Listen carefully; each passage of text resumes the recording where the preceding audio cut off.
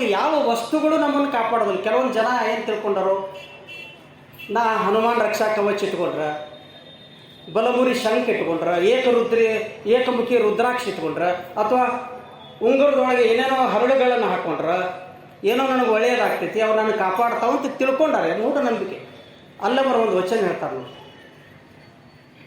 ಅಗ್ನಿ ಸ್ತಂಭದ ಆಧಾರವಿದ್ದು ಮನೆ ಬೆಂದಿತ್ತಯ್ಯ, ಬಲಮುರಿ ಶಂಖವಿದ್ದು ಪದ ಹೋಯಿತ್ತಯ್ಯ, ಏಕಮುಖಿಯ ರುದ್ರಾಕ್ಷಿ ಇದ್ದು ವಿಘ್ನವಾಯಿತ್ತಯ್ಯ, ಇವೆಲ್ಲವ ಸಾಧಿಸಿದೆಡೆಯೂ ಏನೂ ಇಲ್ಲದಂತಾಯಿತ್ತು, ನಾನು ನಿಜವ ಸಾಧಿಸಿ ಬದುಕಿದೆನು ಕಾನ ಗುಹೇಶ್ವರ. ಏನು ವಂಡರ್ಫುಲ್ ವಚನ. ಅಗ್ನಿ ಸ್ತಂಭದ ರಕ್ಷೆ ಇದ್ದು ಮನೆ ಬೆಂದಿತ್ತಯ್ಯ. ಹಿಂದಿನ ಕಾಲದೊಳಗೆ ಮನೆಗಳನ್ನು ಕಟ್ಟಬೇಕಾದ್ರೆ ಹೆಚ್ಚಾಗಿ ಕಟ್ಟಿಗೆಯನ್ನು ಉಪಯೋಗಿಸ್ತಿದ್ರು. ಈಗಿನಂಗೆ ಅವಾಗ RCC ಇದ್ದಿದ್ದಿಲ್ಲ.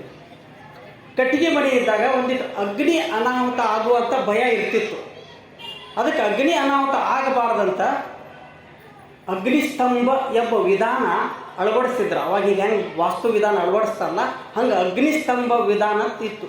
ಅದನ್ನೊಂದಲ್ಲಿ ಸೆಂಟ್ರದೊಳಗೆ ಇಡ್ತಿದ್ರಂತ. ಆ ಅಗ್ನಿಸ್ತಂಭ ಇದ್ರೆ ಆ ಮನೆ ಅಗ್ನಿ ಅನಾಹುತಕ್ಕೆ ಆಗುವುದಿಲ್ಲ ಅನ್ನುವಂಥ ನಂಬಿಕೆ. ಆದ್ರೆ ಅಲ್ಲವರು ಹೇಳ್ತಾರೆ, ಅಗ್ನಿಸ್ತಂಭದ ರಕ್ಷೆ ಇದ್ದು ಮನೆ ಬೆಂದಿತ್ತಯ್ಯ.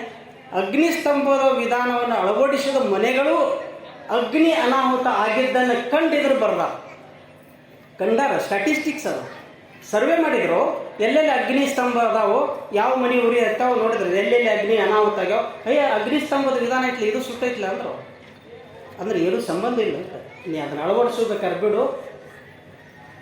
ನಾವು ಕೇರ್ಫುಲ್ ಇದ್ರೆ ಮನೆಗೆ ಬೆಂಕಿ ಹತ್ತಂಗಿಲ್ಲಟ್ಟ. ನಾವೇ ಕೇರ್ಫುಲ್ ಇರ್ಲಿಕ್ಕೆ ಏನು ಅಳವಡಿಸಿದ್ರೆ ಏನಾಗುತ್ತೆ? ಮನ್ಯಾಗ ಹಂಗೆ ಬೆಂಕಿ ಅಲ್ಲಿ ಕಿಚ್ಚ ಹಂಗೆ ಇಟ್ಟು ಹೋದ್ರೆ ಕೆಲಸಕ್ಕೆ ಮತ್ತು ಗುಡಿಸೋಕೆ ಬೆಂಕಿ ಹತ್ತದ. ಅದನ್ನು ಆರಿಸಿ ಹೋಗಬೇಕಲ್ಲ. ಅಗ್ನಿಸ್ತಂಭದ ವಿಧಾನ ಐತೈತಿ ಹಂಗೆ ಬೆಂಕಿ ಇಟ್ಟು ಹೋದ್ರೆ ಮನೆಗೆ ಬೆಂಕಿ ಹತ್ತೈತಿ. ಇದು ಹಿಂದಿನ ಕಾಲದ. ಎರಡನೇ ಲೈನಿಗೆ ಬರ್ತಾರೆ ಬಲಮುರಿ ಶಂಖ.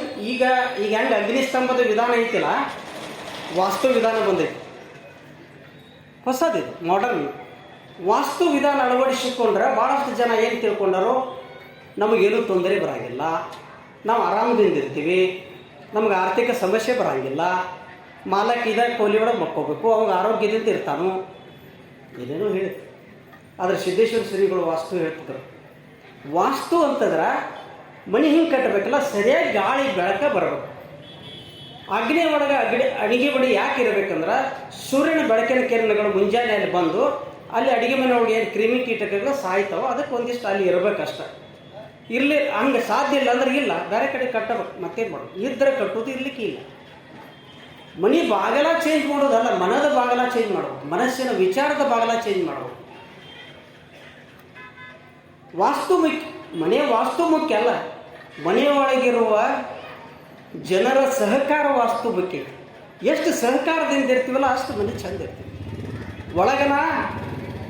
ಹೊರಗನ ಶೃಂಗಾರ, ಒಳಗನ ರಣರಂಗ ಹಂಗಿರ್ತದ್ರೆ ಅಲ್ಲವರು ಹೇಳ್ತಾರೆ. ಒಳಗನ ರಣರಂಗ, ಹೊರಗನ ಶೃಂಗಾರ. ಮನೆ ನೋಡ್ಬೇಕು, ಅರಮನೆ ಅಂತ ಮನೆ ಐತಿ, ಭಾರಿ ದೊಡ್ಡ ಮನೆ ಐತಿ. ಒಳಗೆ ನೋಡಿದ್ರೆ ರಣರಂಗ, ಶಾಂತಿ ಇಲ್ಲ, ಸಮಾಧಾನ ಇಲ್ಲ, ನೆಮ್ಮದಿ ಇಲ್ಲ, ಒಳಗೆ ಜಗಳ ತಗೊಂಡು ಏನು ಮಾಡು. ಎಂಥವ ಅವ್ರೇನು ವಾಸ್ತು ಪ್ರಕಾರ ಕಟ್ಟಿಲ್ಲ ಮನೆ ಕಟ್ಟ್ಯಾವ, ಆದರೂ ಆಗ್ಯಾವ. ಅಂದ್ರೆ ಅದಕ್ಕೆ ಏನೂ ಸಂಬಂಧ ಇಲ್ಲ. ಸಂಬಂಧ ಇರೋದು ನಮ್ಮಲ್ಲಿ ಐತಿ, ಸಹಕಾರದೊಳಗೆ. ನಾವು ಚೆಂದಂಗೆ ಇರಲಿಲ್ಲ ಅಂದ್ರೆ ವಾಸ್ತು ಏನು ಮಾಡ್ತೇವೆ? ಒಂದು ಬಲಮುರಿ ಶಂಖವಿದ್ದು ಪದ ಹೋಯಿತ್ತಯ್ಯ. ಆವಾಗಿನ ಕಾಲದಾಗ ಭಾಳಷ್ಟು ಜನ ಏನು ತಿಳ್ಕೊಂಡಿದ್ರಂದ್ರೆ ಬಲಮುರಿ ಶಂಖ ಅಂದ್ರೆ ಬಲಗಡೆ ಮುರಿಯಾದ ಶಂಖ. ಈಗ ಗಣಪತಿ ಬಲಮುರಿ ಎಡಮುರಿ ಅತ್ತಾರ. ಬಲಮುರಿ ಇದ್ದಂಥ ಶಂಖವನ್ನು ಇಟ್ಕೊಂಡ್ರೆ ಏನು ಪದವಿ ಇರ್ತೈತಿಲ್ಲ, ಶಾಶ್ವತವಾಗಿ ಉಳಿತೈತಿ ಮತ್ತು ಚಲೋ ಪದವಿ ಪಡಿತೀವಿ, ಎಂದೂ ಪದವಿ ಹೋಗುವುದಿಲ್ಲ ಅಂತ ತಿಳ್ಕೊಂಡಿದ್ರು. ಇವು ಅದ ರಗಡ ಬಂದಿದ್ದಾರೆ. ಅದನ್ನು ಇಟ್ಕೊಂಡ್ರೆ ಆಗ್ತೀವಿ, ಅದನ್ನು ಹೋಮ ಮಾಡಬೇಕು, ಇದನ್ನು ಹೋಮ ಮಾಡಬೇಕು. ಆದರೆ ಅಲ್ಲವರು ಹೇಳಿದರು, ಬಲಮುರಿ ಶಂಖವಿದ್ದು ಪದ ಹೋಯಿತ್ತಯ್ಯ. ಬಲಮುರಿ ಶಂಖ ಯಾರ್ಯಾರು ಇಟ್ಕೊಂಡಾರಲ್ಲ ಅವ್ರನ್ನೆಲ್ಲ ಸರ್ವೆ ಮಾಡಿದರು. ಅದರೊಳಗೆ ಪದವಿ ಹೋದವರು ಇದ್ದರು. ಅದಕ್ಕೊಂದು ಲೈನ್ ಬರೋದು, ಬಲಮುರಿ ಶಂಖ ಇಟ್ಕೊಂಡ್ರು ಪದವಿ ಹೋಗೈತಪ್ಪ. ಮುಂದೆ ಬರ್ತಾರೆ, ಏಕಮುಖಿ ರುದ್ರಾಕ್ಷಿ ಇದ್ದು ವಿಘ್ನವಾಯಿತ್ತಯ್ಯ. ಭಾಳಷ್ಟು ಜನ ಏಕಮುಖಿ ರುದ್ರಾಕ್ಷಿಯನ್ನು ಇಟ್ಕೊಂಡ್ರೆ ವಿಘ್ನ ಆಗುವುದಿಲ್ಲ ಅಂತ ತಿಳ್ಕೊತಾರೆ. ಆದರೆ ಇಟ್ಕೊಂಡಂಥ ಮಹಾರಾಜರು ಅಡವಿಗೆ ಹೋಗ್ಯಾರು, ತಮ್ಮ ಎಲ್ಲ ಆ ಸ್ಥಾನ ಕಳ್ಕೊಂಡು ಹೋಗ್ಯಾರದ್ದು ಅಲ್ಲವರು ನೋಡಿ ಬರೀತಾರದು. ಬಲ ಏಕಮುಖಿ ರುದ್ರಾಕ್ಷಿದ್ದು ವಿಘ್ನವಾಗಿತ್ತಯ್ಯ. ಇದನ್ನು ಈ ರುದ್ರಾಕ್ಷಿ ಬಗ್ಗೆ, ಹನುಮಾನ್ ರಕ್ಷಾ ಕವಚ ಬಗ್ಗೆ ನೀವು ಟಿ ವಿ ಒಳಗೆ ಸಾಕಷ್ಟು ಕೇಳ್ತೆ. ಏಕಮುಖಿ ರುದ್ರಾಕ್ಷಿ ಇದ್ದರೆ ಶಿವನ ಒಲವು ಇರ್ತೈತಿ. 6 ಮುಖದ ರುದ್ರಾಕ್ಷಿ ಇದ್ರೆ ಸರಸ್ವತಿ ಒಲಿಮೆ ಇರ್ತೈತಿ. 8 ಮುಖದ ರುದ್ರಾಕ್ಷಿ ಇಟ್ಕೊಂಡ್ರೆ ಲಕ್ಷ್ಮೀ ಒಲಿತಾಳ. ಹನುಮಾನ್ ರಕ್ಷಾ ಕವಚ ಇಟ್ಕೊಂಡ್ರೆ ಏನೇನೂ ಆಗೋದಿಲ್ಲ ಅಲ್ಲ. ಏನೇನೋ ಪ್ರಚಾರ ಮಾಡ್ತಾರೆ. ಅದು ಯಾಕೆ ಮಾಡ್ತಾರಂದ್ರೆ ಅವ್ರಿಗೆ ಲಾಭ ಐತೆ. ಮಾನಸಿಕವಾಗಿ ದುರ್ಬಲವಾದ ಜನರು ಅವ್ರ ಪ್ರಚಾರಕ್ಕೆ ಒಳಗಾಗ್ತಾರೆ. ಮನುಷ್ಯರಿಗೆ ಸಮಸ್ಯೆಗಳಿಲ್ಲೇನೋ? ಯಾರ ಮನುಷ್ಯರಿಗೆ ಸಮಸ್ಯೆ ಇಲ್ಲ? ಎಲ್ಲರಿಗೆ ಸಮಸ್ಯೆ ಇದಾವೆ. ನಾನು ಹಿಡ್ಕೊಂಡು ಹೇಳ್ತೀನಿ, ಎಲ್ಲರಿಗೆ ಸಮಸ್ಯೆ ಇದಾವೆ. ಇವ್ರಿಗೆ ಸಮಸ್ಯೆ ಇಲ್ಲ ಅಂತ ಇಲ್ಲ. ಪ್ರತಿಯೊಬ್ಬರಿಗೆ ಒಂದಿಲ್ಲ ಒಂದು ಸಮಸ್ಯೆ ಇರ್ತದೆ. ಅವಾಗ ನಿಮ್ಮ ಎಲ್ಲ ಸಮಸ್ಯೆಗಳು ಬಗೆಹರಿತಾವ ಅಂದಾಗ ಇವರು ಅದಕ್ಕೆ ಜೋತು ಬೀಳ್ತಾರೆ.